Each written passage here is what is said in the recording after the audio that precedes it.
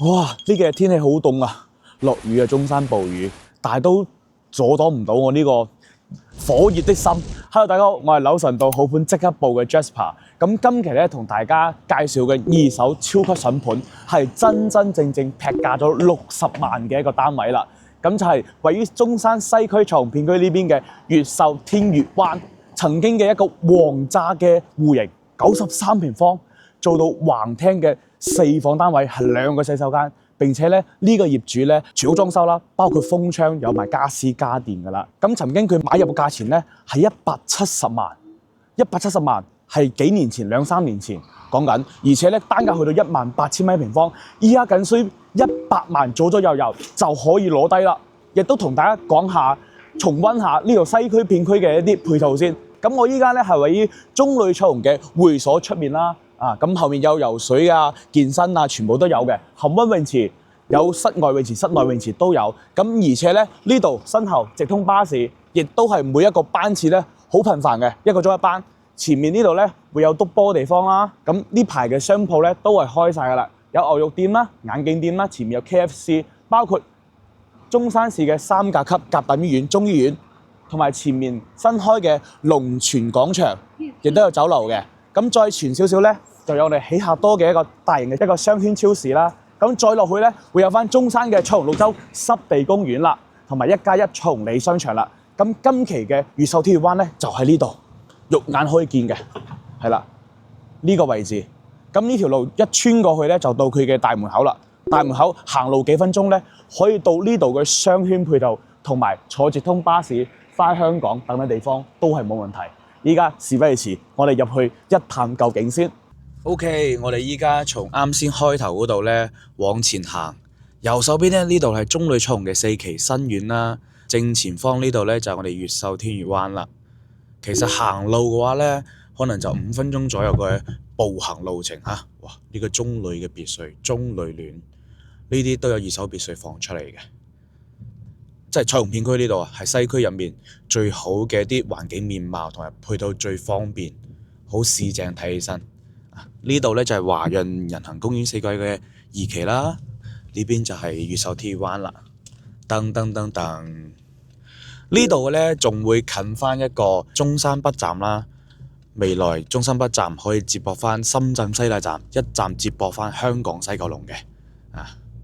呢度後面仲會有迪卡儂嘅運動超市品牌，咁加埋咧呢度都會近山姆，因為佢後面條路咧已經開咗噶啦。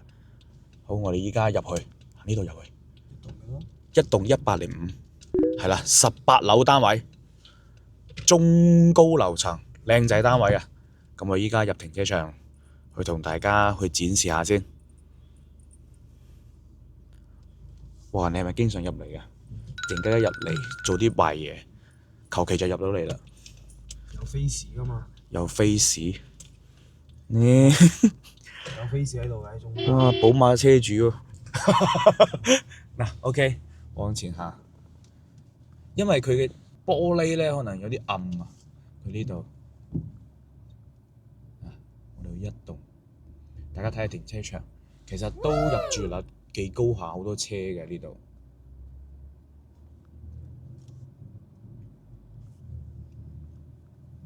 我哋揾個車位先，稍後再見。OK， 咁我哋嘅寶馬車主啱停好車啦，然之後就嚟到咗一棟樓下呢度啦。啱先講到咧係位於18樓嘅呢個單位，靚樓層啊，景觀又開揚。咁大家睇下呢度樓下啲展示面貌。咁同埋咧，佢呢邊負1樓咧係一般抌垃圾喺負1樓嘅。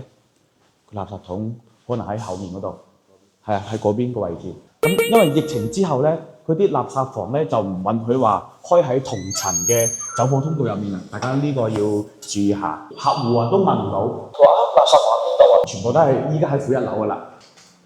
嗱，我哋依家上翻18樓，直接直觀咁睇下呢個橫廳嘅93平方4房單位。依家嘅單價僅需1萬蚊出頭平方，而且係新框框，比較新嘅。可能入住咗，我問咗業主啦，佢話1個月頂到翻嚟1-2次㗎，所以好新淨。而且依家價錢確實係劈價咗60零萬，起碼接近70萬劈價。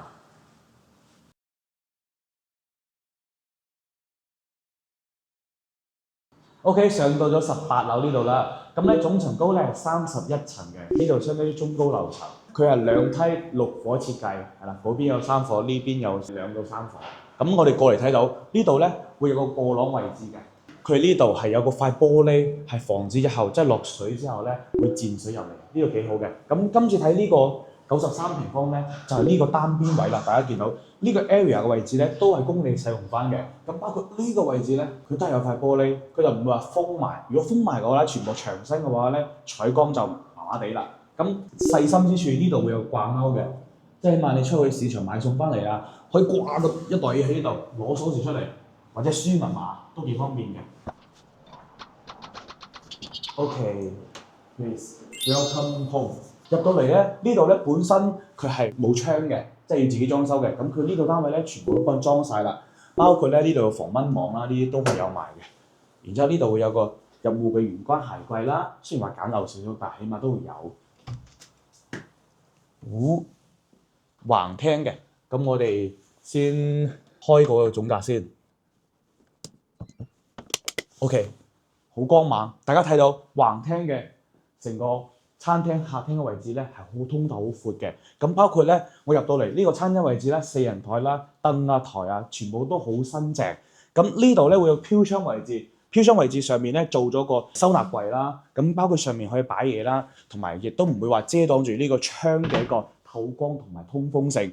咁呢度欄山咧，如果買咗之後咧，後期自己可以拆嘅。咁先睇廚房先，呢邊廚房呢個位置咧，整咗個細嘅 L 字廚房，但係咧佢都做咗個中型嘅雙門雪櫃，但係呢個雪櫃都細咗少少。其實你見到咧，呢度空間係比較多啲嘅。